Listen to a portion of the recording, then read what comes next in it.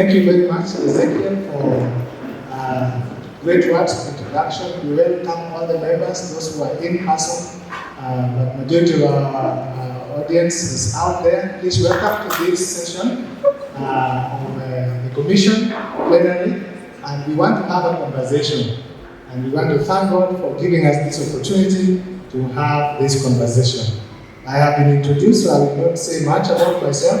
I just want to say that the theme of this commission is the gospel transforming a dynamic world. We live in a dynamic world with various changes, things coming up, new things, and as believers we have to remain relevant even as we share the gospel. The unchanging gospel in changing times. And so as we all know, we are talking about the content of the gospel, the carriers of the gospel, now the people who are missionaries like me and you, and then the context of the gospel. This plenary, this panel is basically exploring contextual issues that we need to look at as we think about mission in our generation. And to help me flesh out some of the issues that are critical in our generation, three wonderful panelists.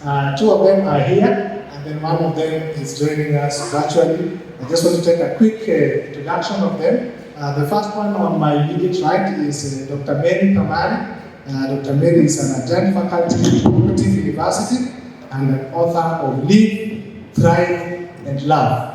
Dr. Mary is passionate about women empowerment, development, research, and social justice. And she's married to Dr. George Odhiambo Ogara, and they have 3 boys. Karibu sana Mary. You can just say one of Karibu. Thank you, Eric. Thank you so much. Next to Mary is Mr. John Gapuko. John studied at JKUAT, where Ezekiel also studies, and where I study also. He's the founder of Timazi, and is passionate about young people and pop culture. A number of times you find John among university students engaging them on various relational issues. John is married to Maggie, and they have 3 children. John, you can say a word of Jambo. Thank you, John. That was very brief and short. Thank you. We are joined virtually by Reverend Edward Furi. You can see him on the screen. Thank you, Rev, for joining us for this session. Reverend Furi is a minister of PCA Thome. He's a founder of Institute of Ethics and Youth Affairs, and he's an author, he's a TV host, he's a lecturer, and is married to Mary, and they have 2 wonderful children.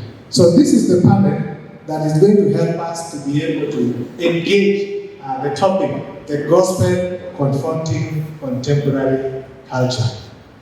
Maybe let me begin with Mary and just ask Mary.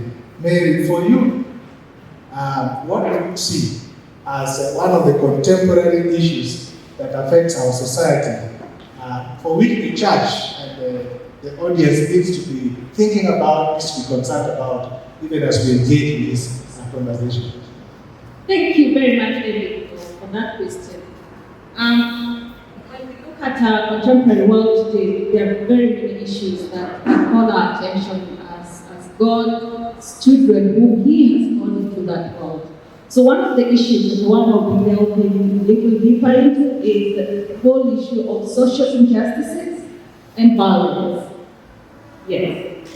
Thank you. Let's hear from John. John, for you, what is the issue that is burning in your heart, a contemporary issue that you think at this forum we should be able to think about?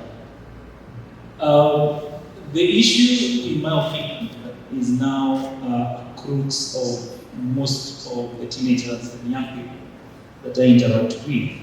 I think it's the whole intersection of the digital revolution and the pornification of the culture, and how that has brought in a lot of accessibility to sexual content. And I think many students are actually now struggling with being witnesses of sexual purity. Thank you, John. Sexual revolution enhanced and brought to the fore by issues of the digital revolution that is happening in our society. Thank you, John. We'll get to hear more about that as we continue. But we have Reverend Furi. Pastor Furi, for you, what is this that is really engaging in our contemporary world that you'd like to share with us and bring out in this session today? Karibu sana.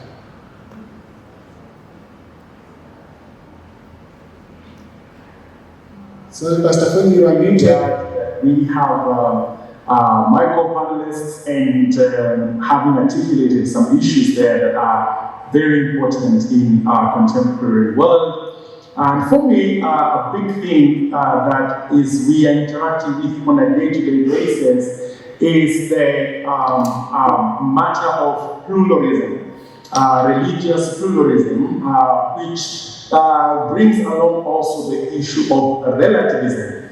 And interestingly, as modern as we are, there is a resurgence of the African traditional religion in form of very real practices that even young people now are being happily recruited in. So those are issues that we need to engage and see where we stand as a church, both in terms of day-to-day practice and also in terms of theology.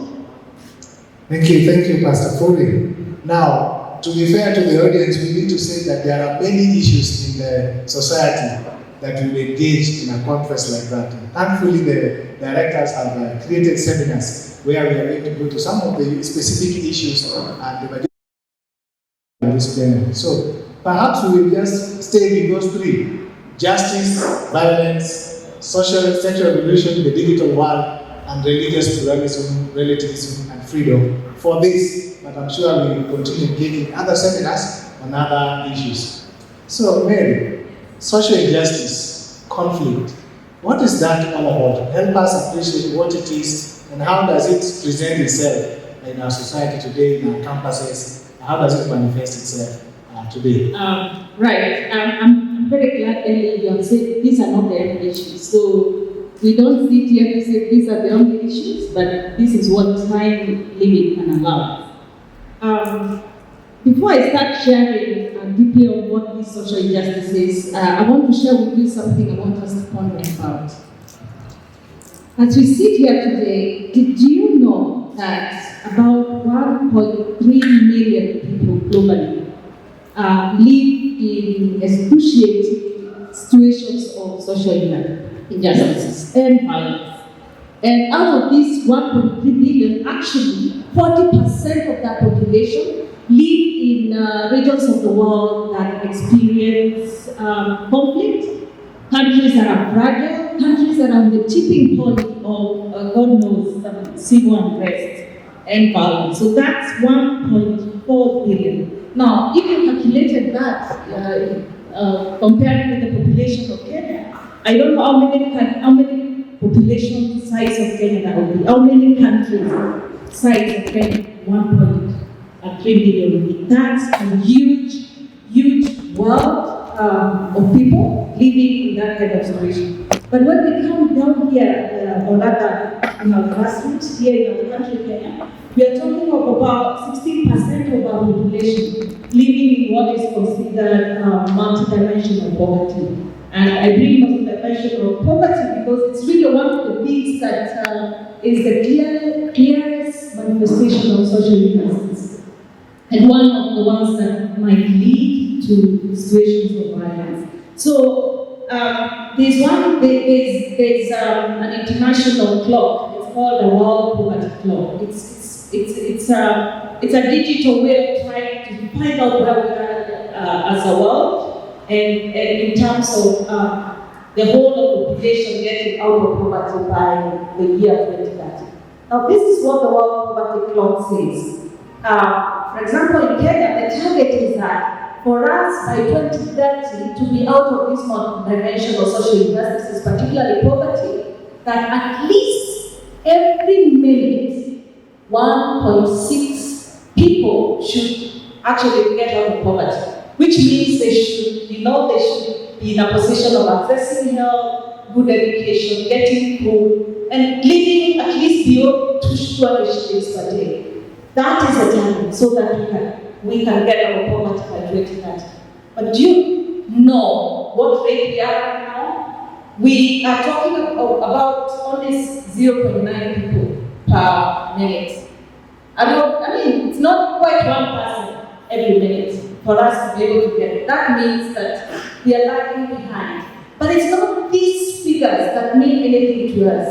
It is just what the social injustices manifested in poverty really manifest, how they are manifested in our situation. And therefore, to define social justice, I would say it is the conditions of either some sense of deprivation from basic needs like food, shelter, and clothing and basic amenities of life. So one, a deprivation, marginalization, or exclusion from accessing quality health or quality education, in that sense, so that people are not able to get that. And when I talk about exclusion, I'm reminded of one time, and my work process around working with people like in the slums, and I met this one woman one time told me that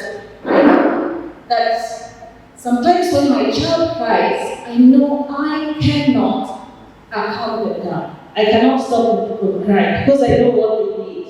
I don't have, which is food. And the other one told me that when someone gets sick, I just watch them because, I have no way of ensuring the access to health.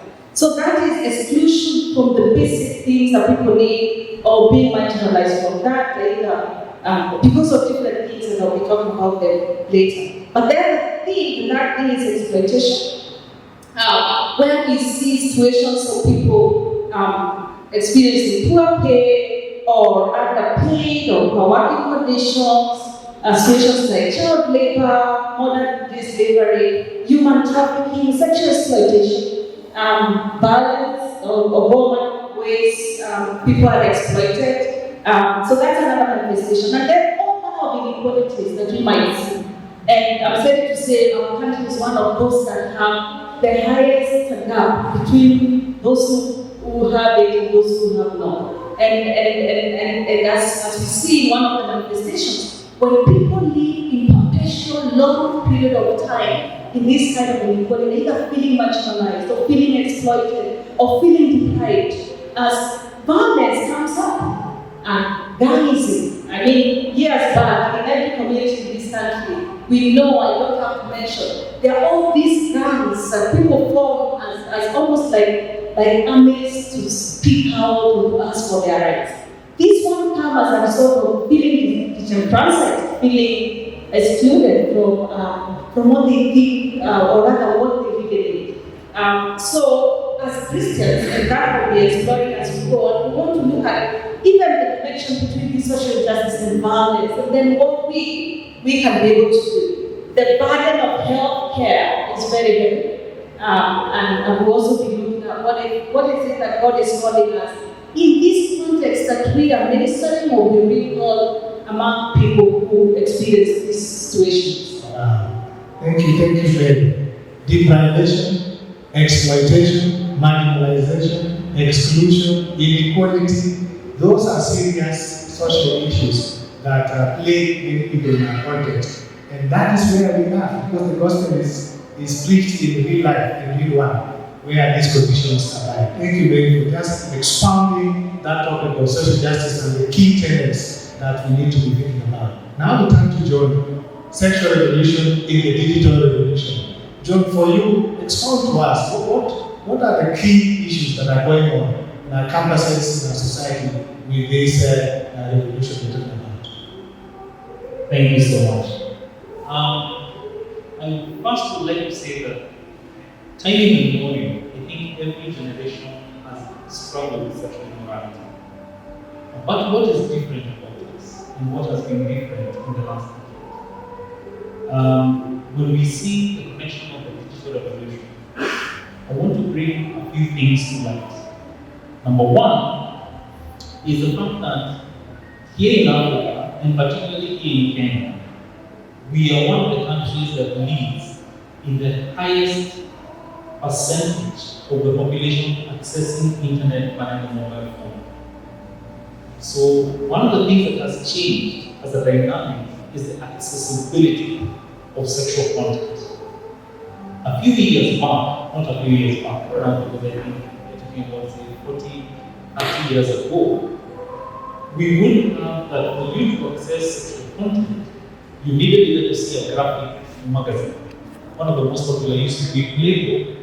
But 10 years ago, Playboy stopped printing their hard copy. And the CUC, our mission has been accomplished. Now, we have sexual content accessible by anyone, anywhere in the world at the click of a button. And when you think about that, is that what has actually changed is accessibility of sexual content. The other thing that has changed is affordability. Just last month, Netflix has made their streaming channel to be free, especially in this country. And that will change because most of the content there is 18 years and above, it's adult content. But the third thing also is anonymity. Those three things, accessibility, affordability, and anonymity. The fact that I can access sexual content without anyone knowing about it. And that the technology affords me some level of privacy for me to access sexual content without anybody else knowing. Let me put this into context in a local story. At the ministry where I served, Tomazi, we read a book with teenagers every year. And in 2017, we read a book called Media Choices, written by Philip Tucker. And we usually get book reports from the different schools that participate in that reading program. In 2017, we had 137 schools that participated, and they submitted their best reports. We got about slightly above 600 reports that came back.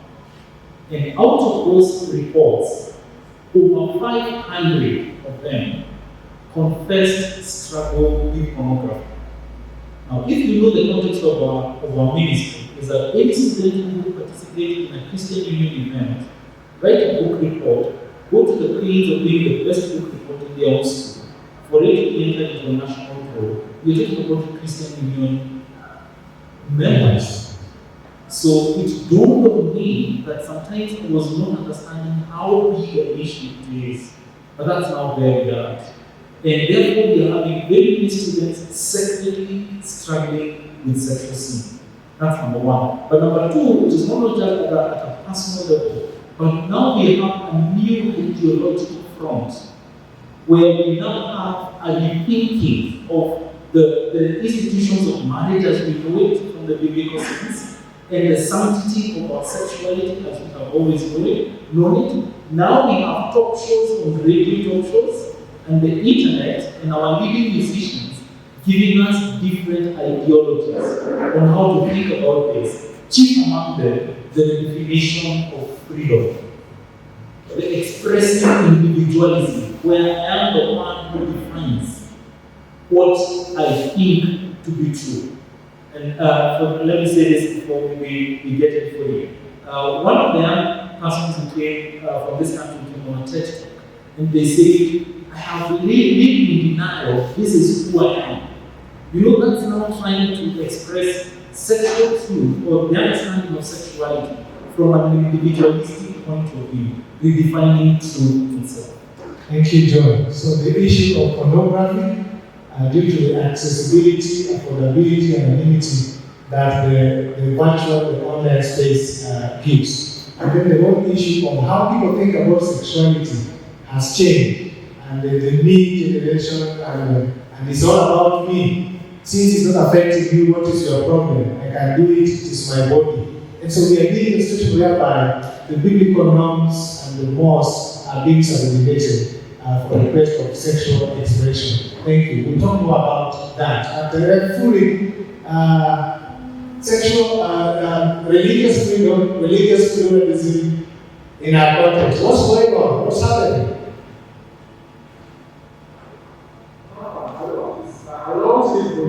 And I would say that in terms of religious pluralism, it is just that Christianity is now feeling it, but it has been going on for a while.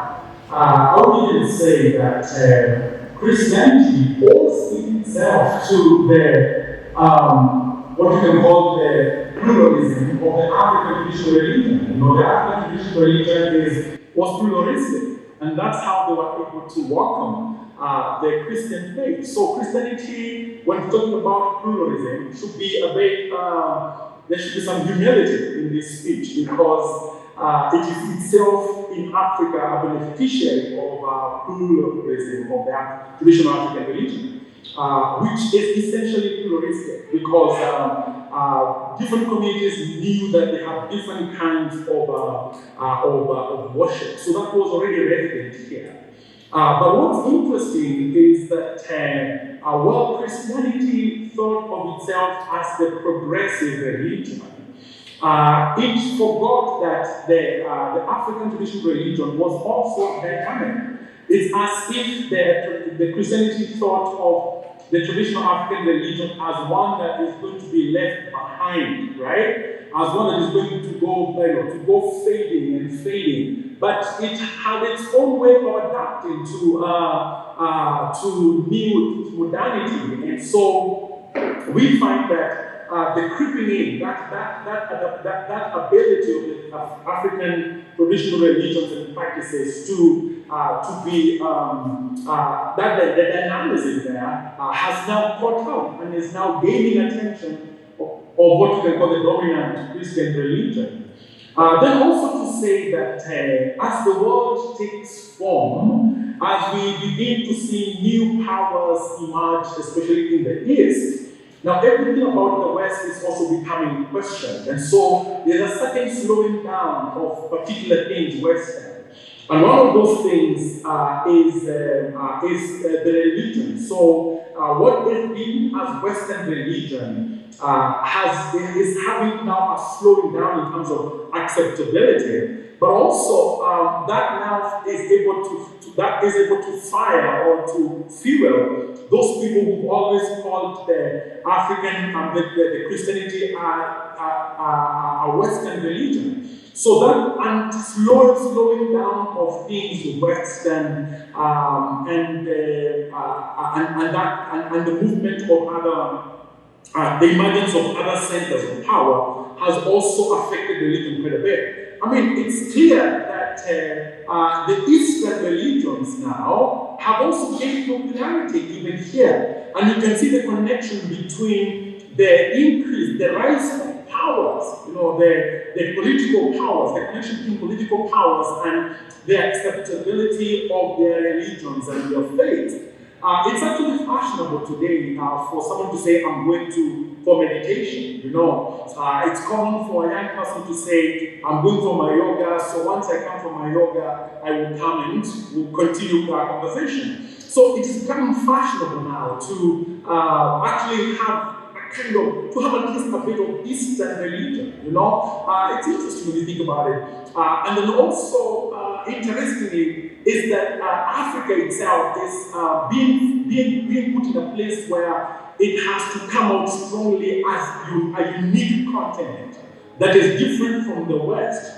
And what is the core of difference? The core of difference is actually culture. And so in the midst of Africa defining itself as a unique continent, then there is also a digging up of the past, a digging up of what is called the roots, right?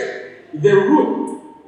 And so as we dig up the roots, then we find the African religion and its practices there. And then also to say that some of the practices of the African traditional religion have always been carried forward. And it's interesting that they have been those practices have been at the heart of modern life. For instance, they're not marginalized practices. So for instance, when one is beginning a home, one of the big subjects is dowry, right? It's a big subject. And dowry is at the heart of the African traditional practices.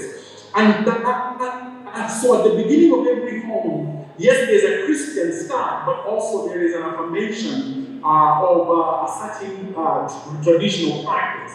Talk about even at the time maturation, like moving from childhood to adulthood. That also we see is a big area because many communities have initiation processes that find their legitimacy actually first in the traditional African religion before they even find themselves in the Christian practices. Talk about death as well. Death has always been carried so many things that yes, it's a Christian burial, but it has always carried a lot of traditional practices. So the African traditional religion would say that it's not early emergence, really. It's not early emergence, but it is a speeding up. It's a speeding up. Somehow, Christianity has slowed down in its innovation is really catching up. And so, just for starters, that's what I'm saying. Thank you, Pastor Foley. I hear him talking about the re-emergence and the resurgence of African traditional religions. People talking about going back to our roots. I wonder whether our Christianity has failed to live up to the expectations and the ATR is more appealing.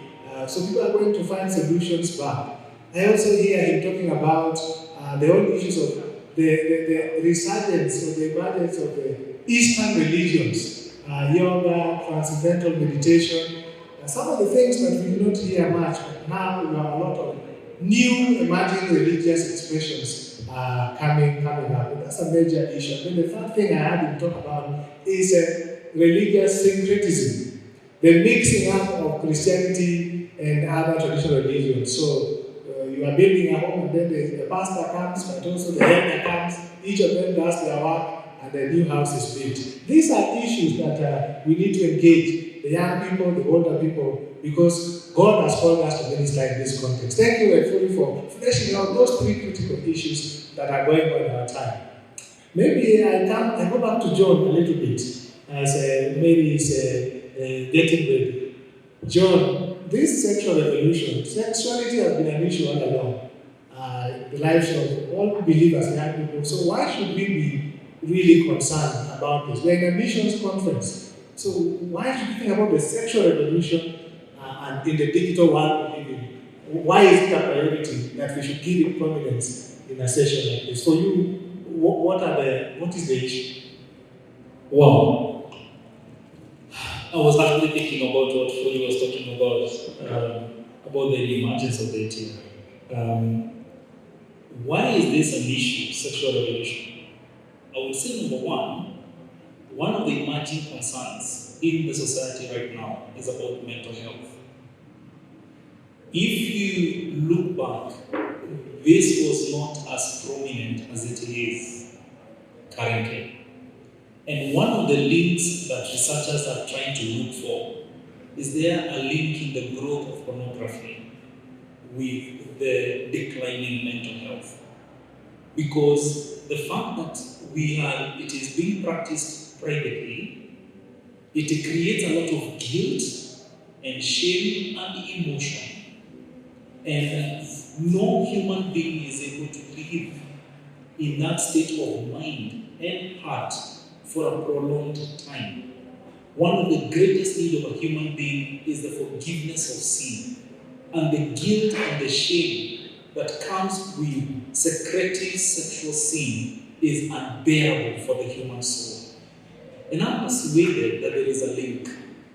I cannot say conclusively, but I think from everything I have read from different documents, seems to show there is a link. That's number one. Number two, we know that sexual immorality has been used in the past as a means of spiritual warfare to God's people. The story of Balaam and the donkey that we read in the Sunday school, I think I just read about the donkey. But when you think about that story, is that when Balaam could not curse Israel, well, Israel's position was solid before the Lord. 3 times he tried. He resorted to actually sexual immorality. It is, if you read Numbers chapter 25, from verse 1 and 2, and later on, it is alluded to in the New Testament, that Balaam seemed to have given this kind of deception, that if these Midianite women would be thrown into the Israel camp, by the compromise of the Israelites, they would lose their place without having an external cursing coming upon them. And so they corrupted themselves from within. And the corruption of sexual immorality always leads to idolatry. When our people get confused about their sexuality, they walk away from their God eventually. So I see two things there. I see, number one, a leading towards idolatry and the living of the knowledge of God. But also I'm seeing that a majority of the students who are the next missions labor force, when a laborer in the kingdom of God is secretly struggling with sexual sin, more often than not, they will not present themselves to be of service to a holy God. Thank you. So you talk about the confidence of the carrier of the gospel. When you're struggling with sexual sin, you don't have confidence to be able to speak about the message, if it is, in terms of how others will be able to receive it. But also, I hear what you're saying is just the testimony, the testimony, the what we call the global or the public testimony of the believer. If sexual sin is, really, penetrating the church and society.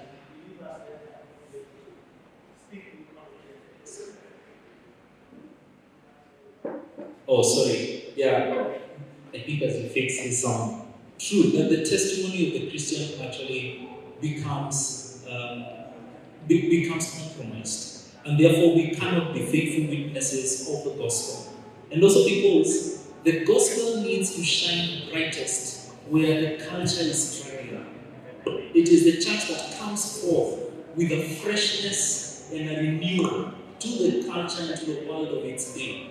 And if we who are believers today have the truth, it is upon us to shine brightest in the area of sexuality and our understanding of marriage. Back to you again.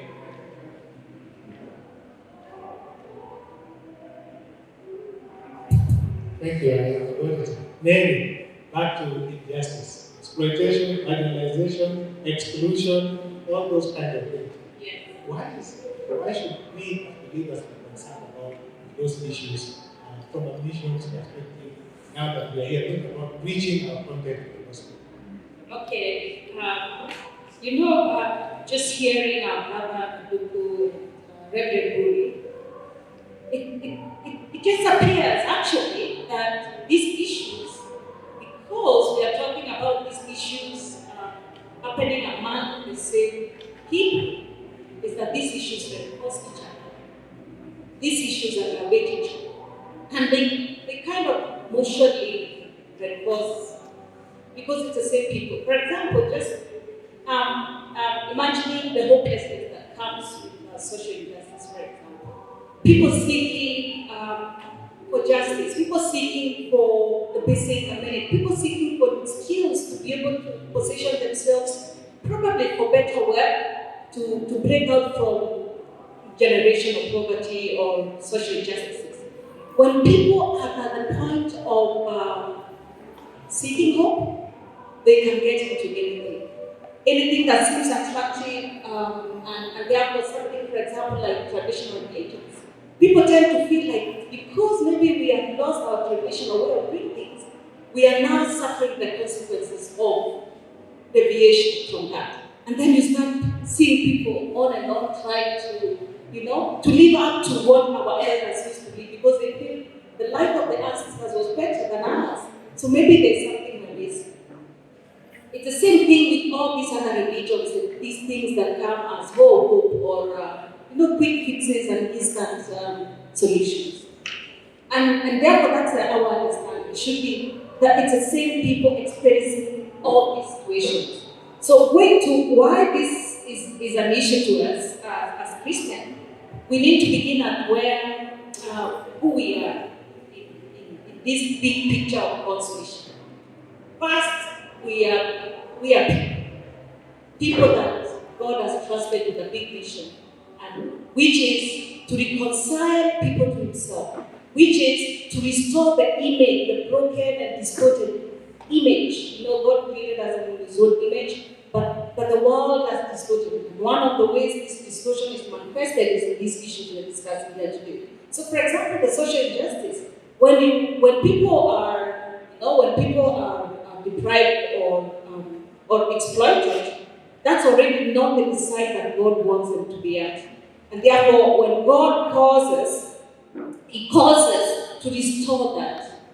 Because justice, to me, justice is healing. Justice is reconciliation. Justice is abundance of purpose for which God has put us up here. And when that is taken away from people because they are marginalized, because they are not able to access the basic necessities of life, then they are not able to achieve what God has purposed for them. So I think that is one of the things, because our key call is for example, as followers of Jesus, is to look at what is His mission. And I want to read Luke chapter 4, verse 18, so that we can see what Christ defined His mission as, and therefore us as His followers to follow.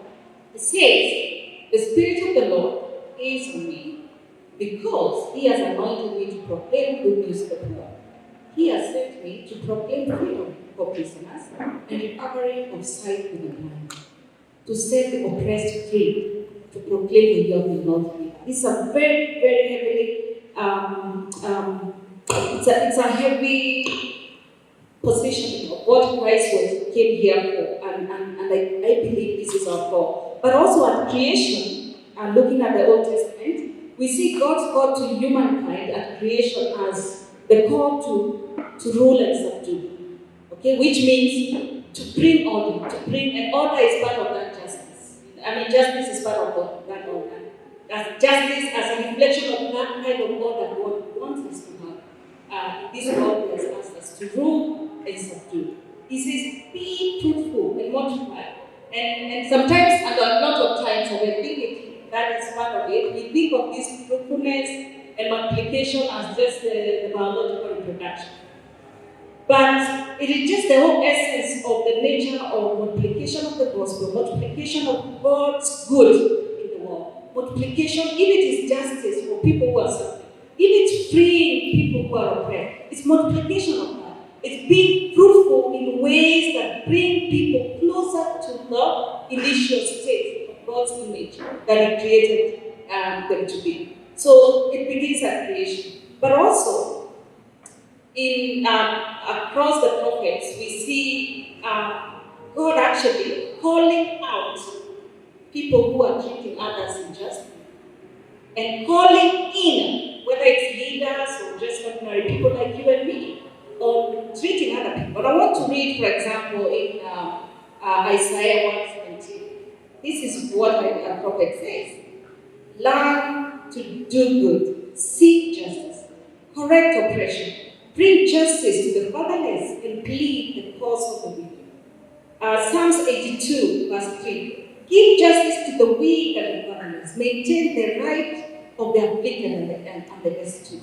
Meaning that at the time they were writing this and instructing God's people and warning God's people, because this thing existed among them, just as they do exist among us today. And have we shared, I don't know if you want me to share now, just some of the ideas of doing this.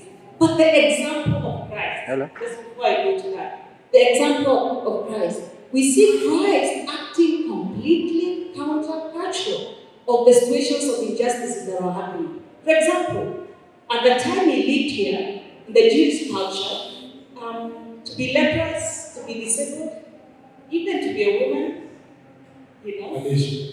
was an issue. You're not supposed to come closer to people like Mary. Mary, what are you doing there? And we see Christ at the point where we see mother cooking and Mary sitting at the feet of Jesus. Actually, Mary, yes, the position of having a theological or even a very high level spiritual conversation with Jesus, which was a manifestation that Christ was actually affirming those that the culture thought are separated from important spiritual matters. And it's not just Samaritan woman, and not just that woman. The disabled. the lepers, the ostracized. And it's sad to say, even today as we are here, you know how we view the poor. First of all, the poor are suspects of crime until proven guilty, right? We see them as, they want to pick something from us. We ostracize them. We blame them for their condition. We do not see, we could actually be the cause of their condition. And the structural problems and injustices that bring them to that point they are really beyond themselves. And so, clearly, through the other Pauline epistles, we see that being a very important part of the church. Not just looking at the spiritual oppression and the spiritual need of the people, but the whole person. Because God's purpose is restoration, relationship, and the image is, that He wanted of humankind. Thank you, Mary. God is a God of justice, and the message is holistic. Touches the hearts, touches the conditions of the people amongst whom we must minister. And thank you for raising those aspects of the gospel in the Bible where justice is celebrated like that. Did I tell you, Eric, that the word justice is mentioned in the Bible about 160 to 300 times, depending on the version? 300 times. Thank you, Mary. As Pastor Kule comes up, when John, we need to think about how to respond, because we are here as carriers of the gospel. How do we respond to the sexual revolution in our generation? How do we engage in our context today? What would you say are some of the practical issues, reflections that you would like to bring up, so that as we confront the sexual revolution in our society, we are thinking biblically, but we are engaging practically? Share with us some insights. Okay. Whenever a generation is faced with an overwhelming cultural issue, where there is confusion and where there is compromise, and this is across the church traditions, I think this is a watershed moment, even for us here as a country, and even particularly for the Christian unions in this country and the university. I think we need a change. We need the people amongst us to help us craft something that can be used across the board to make definitions of terminologies and what we believe. And this is just reinstating those things strongly where they have been waiting. That's number one. Number two is that we need to go back to the definition of marriage, because like Professor Mark Regner says, that a low view of marriage always leads to a careless sexuality. Whenever a generation does not hold marriage in honor as an institution, it breaks down in terms of how its youth behave, because they have no vision they are working towards. They have no honor to the institution in which this gift of sexuality belongs.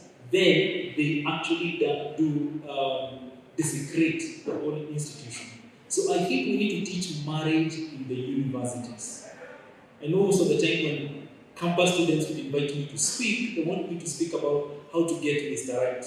But I think we now need to think what is actually marriage and discuss marriage as an institution to give a framework and reference for my present conduct. Number three, we need to engage intellectually with the narratives that are being sold to us from all the different fronts. One, from the LGBTQ community, cliches that are being thrown at us, some of them that we may think they are innocent, to say that now I feel free. Freedom is one of the most misunderstood statement that is being sold within the sexuality and the sexual revolution. And that is an intellectual exercise. Now, we cannot be lazy and give simplistic responses to very intellectually engaging things. We will need to do our homework and get back and deconstruct the cliches that have been moved around on our campus. But lastly, there is nothing that speaks so powerfully like a life modeled before the world. We may get it right in our thinking, but if you have a student who is living purely on campus, their roommate can see it, their classmates can see it, it is powerful. The generation is not able to actually deny the power of a pure life lived right before them. It actually acts as a condemnation, saying that the things we are talking about are real and true. 2 weeks ago, I was speaking in a sit-down meeting with young adults. And one of the young adults is now a young professional, came and spoke and said that I did one of the programs we do on campus called Romance 101, which is a 10 weeks program dealing with the whole issue of thinking biblically about marriage and sexuality. And saying, apart from the things you taught on stage, your life and your wife and children, the fact that you could come and we could see you, and you could give us your own life, and we could have opportunity to ask you real questions about how you live. That is what gave me hope, because I had given up. I did not know of a marriage that works. I did not know of anyone who was walking purely. I was challenged because I thought I had said many things that were wonderful. But the student was, this young person was not remembering all the wonderful things I said. They remembered the stories I shared from my own life. So I would like to challenge every other believer, live your life in this present world in a way that speaks and models the gospel we proclaim. Gideon, let your light so shine among men that they may see your good deeds and glorify your heavenly Father. Pastor Kuri, we are exploring this issue of why is this a concern, and as in this commission conference, how do we engage both biblically and practically? How do we respond to the challenge of religious pluralism and religious freedom in our society from a missional perspective? Pastor Edward? I'm very, very inspired by what my fellow panelists have said. I felt like jumping in at some points, but I had to use my self-control so that I can just read from my tongue. But fantastic views there.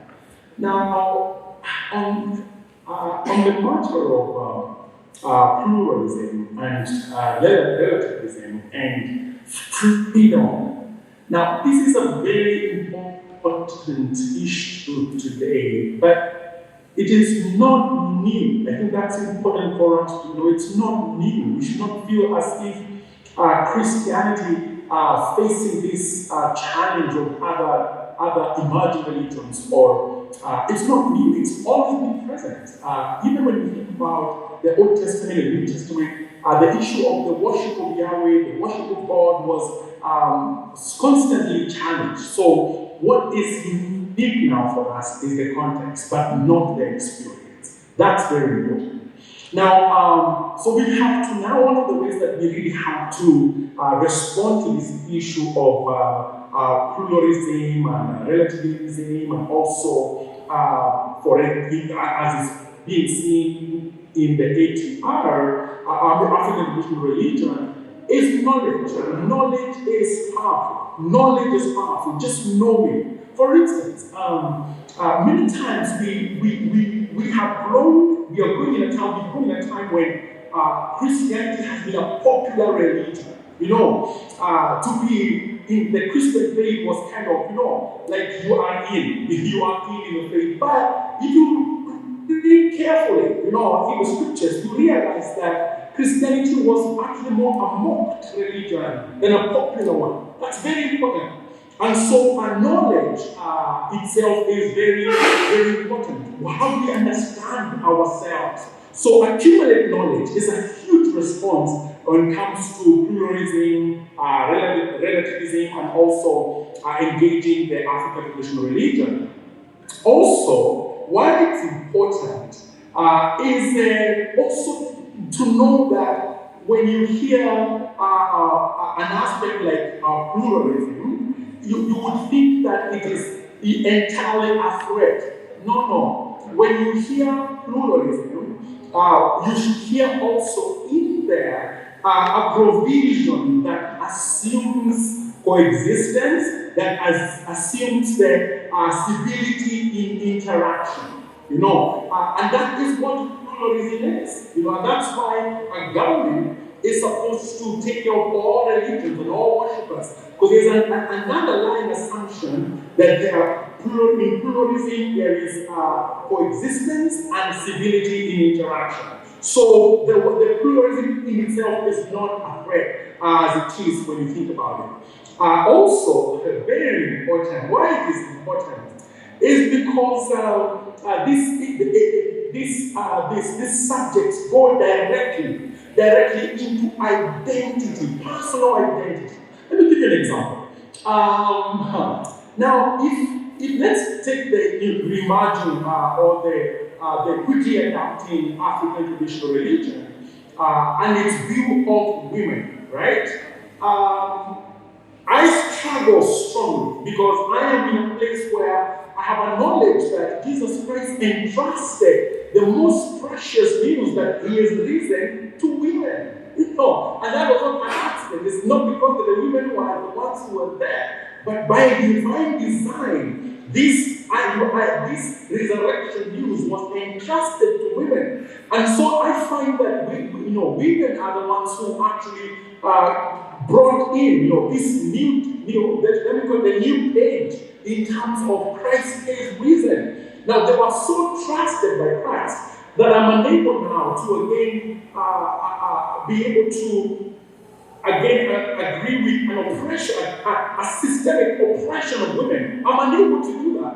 So what knowledge do I go by? And so it's important for us because these matters go right into identity. So that's big. That's very big for me. And then also, why it is important, friends, for us to engage this area in our context today is because it goes right into the message of truth. Do we talk about the ultimate truth or do we talk about truths? That is very important. And that goes right into some exclusive statements of Jesus Christ. Like, I'm the way, the truth, and the life. No one goes to the Father unless through me. I came that you might have life and life in fullness. My name, the name is Jesus because He will save people from their sins. Some very exclusive statements. So what do we do with them in an area of pluralism? What do we do with them? And so you find that what I find here is that we have to be very clear. How do we exist, in a simple interaction with others, whereas we have our Christ who is talking about having very exclusive, almost what you can say, unpluralistic kind of a statement when you think about it. So how do we deal with that? Because we can't escape from it. We must represent. So that is an important question for me. Then very big also is the moral code. The moral code, and that is we have the moral code that cuts across the universe. What is the source of the moral code that we are supposed to exist with? Because now, in terms of pluralism, we have, as my brother John has been talking about, and is very passionate about, is just sexual freedom. But what the moral code is going to control us. What is the source of our moral code? And that is where you find that there is a movement also that is trying to harmonize, all what is common in the religions of the world. And what comes out strongly is love. But now this love itself has its own dimensions, especially when Christ Jesus, when the scriptures say that God Himself is love. So it's very important for us to engage these issues at such a time as this. And also, we find that the Christianity has been growing. Missionally speaking, Christianity has been growing, but now it is feeling threatened. But should Christianity feel threatened? Should Christianity feel threatened? Or should it look at itself all realize that it's getting into a new season because actually the language that is often used is a language that Christianity is threatened. But Christianity has always been threatened. Remember, the source of the church. Of course, there is a threat on one hand, but there is also the resurrection power on the other. So, in terms of the gains of the church, now we feel that they are kind of threatened. Threatened in terms of population, that the growth of the Christian church, yes, could be going on, but other religious convictions are also growing very fast. You may be amazed to know that in the last census, that was 2019, there were about 800,000 atheists in Kenya. 800 proclaimed atheists in Kenya. That is bigger than some denominations. But that's huge. That's huge, So we are saying that in terms of population, there is that challenge. In terms of societal influence now, we don't just need to have Christians on the table. We need to have Muslims on the table as well. Previously, we had only Christians as a big religious force, but now every other religion wants to be at the table. And also in terms of theology. It's important for us to engage this because how does theology look like when it comes to the aspect of relativism? And that's why it's very good that going forward, the area of apologetics is critical for every Christian, not just academics, but even the Christian on the pew needs to have an aspect of apologetics because that's how you're able to engage in this pluralistic zone. So key for me as I end and I come back to you earlier, key for me is the challenge of Christianity as solutionist. Like what solutions is Christianity giving to the present world? Thank you so much, Pastor. Let me just be time is up. I think it will get Mary to also give us some reflections on the way forward, practical, biblical solutions. Yes, that's very enough really engaged. So how can we be engaged at students CU level in these issues? One quickly is it's important to know, to see, and to be aware. One of the ways we want to self-preserve ourselves from looking at other people who are suffering or even looking at our own situations that we feel we are suffering injustice is to hide away. But knowing and seeing and looking and listening to people who are going through creates empathy and also leads to action. The other thing is advocate for those who are under that kind of injustice. And this, the morning session was very good. We have a very open space for digital advocacy. Speaking against, things that are evil, and Kenyans on Twitter are proven to be very good, for that kind of thing.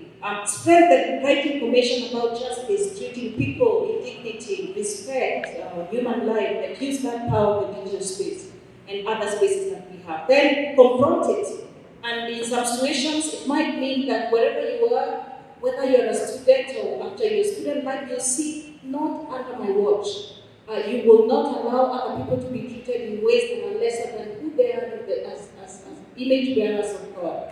You say it's not under my watch, and do. And then finally, and this is also very important for our mission purposes, even as youth act to transform brokenness, even to entrench justice as we understand it. For example, when you organize annual missions, it's good to be sensitive to social issues, not injustices that are entrenched in the places that you go. What oppresses people there? What are their needs? And one of the very wonderful examples is Sri Lanka. I think there may be others, I don't know. I see you in Jepua, it's very good. One time went for a mission in Ukambani and found a situation where children didn't have school. And they mobilized from themselves, so the volunteer teachers, they put up a structure to begin with. And the school grew until that accessibility of education was taken care of until the government adopted that school.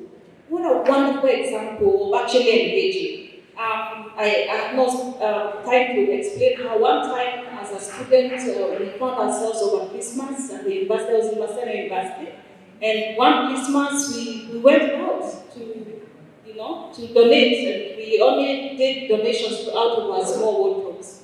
But then also, how do you spend your long and short holidays?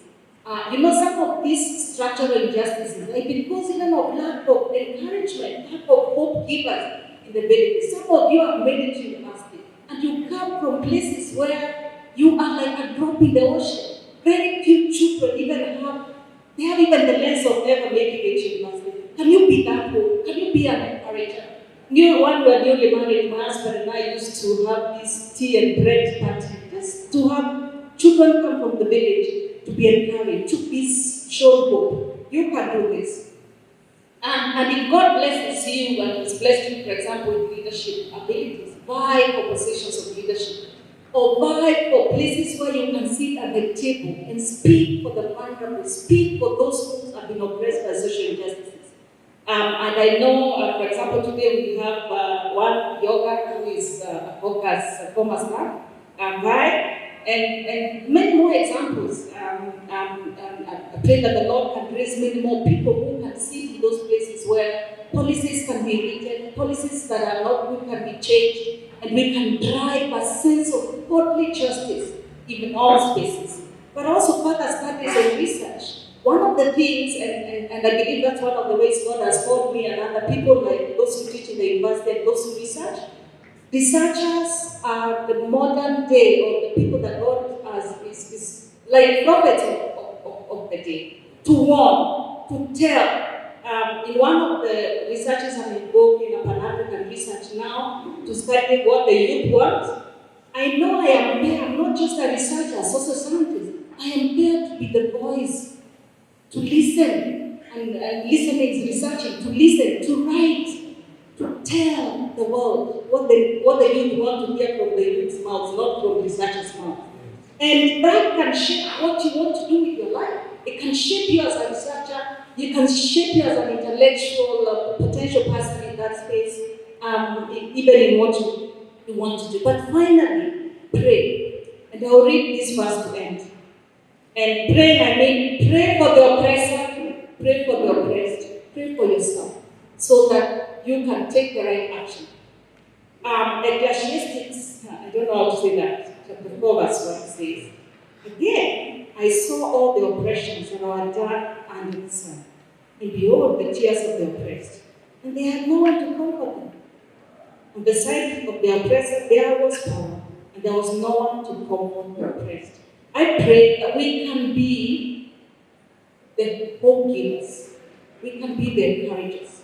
We can be those that empower others. And we can be those that speak and say, not under my watch, not under my hearing, that other people would be subjected to social injustices. Advocacy. Thank you so much. John, do you have one final thought so that we can close? I know that these are broad issues.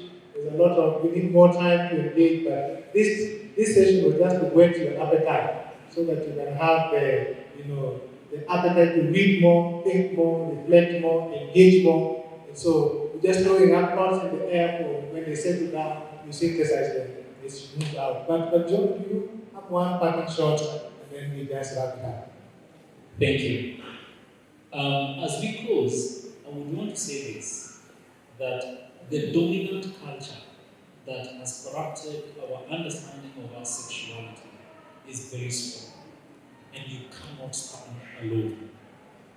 And therefore the scriptures, Paul encourages Timothy in saying this, flee youthful lusts, passions, and pursue righteousness, faith, love, and peace, not alone, but along with those who call on the name of the Lord out of a pure heart.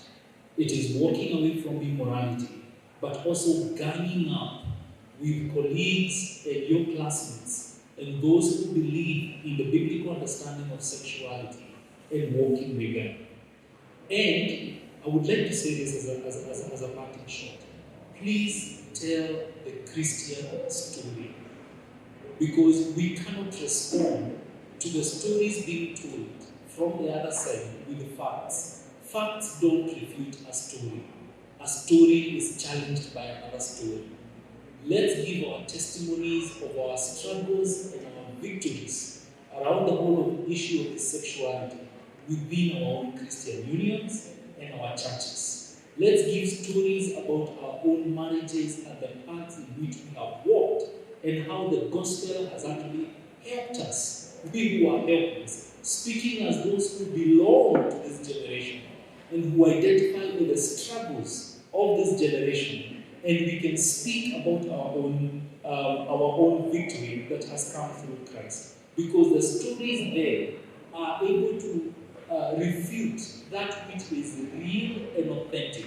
Because we speak vaguely concerning these issues. Let's pick them from the heart. Let's tell the Christian story, which is a better story, because our God is the creator of our own sexuality. And therefore we are able to make truth of that. Why? Because culture is not challenged by just criticism. Andy Crouch says this, that culture is challenged by building more culture. It is as we give much more different story that the other story loses its meaning. Wonderful. What a good place to conclude by just appreciating that we need to share the gospel story. We need to share the gospel story in our spaces, in our campuses, in our workplaces, wherever we are. That is shining the light of the gospel into those dark spaces. And God is able to bring fruit out of that. Thank you so much, my families, John, Mary, Dr. Mary, and also Pastor Puli Luis from online. Thank you so much, Ezekiel. Let's go on to this conversation. Some of the issues we have raised here are part of the seminars. So attend the relevant seminar, be able to ask more questions there so that you can be able to go deeper into the conversation that we have started. This is just starting the conversation. More is there. If you have the seminars that should continue to attend. Otherwise, I just want to invite Ezekiel to come and take over from there. Thank you so much, the audience, both virtual, the ones in person. May God bless you. Let's continue the conversation. Amen.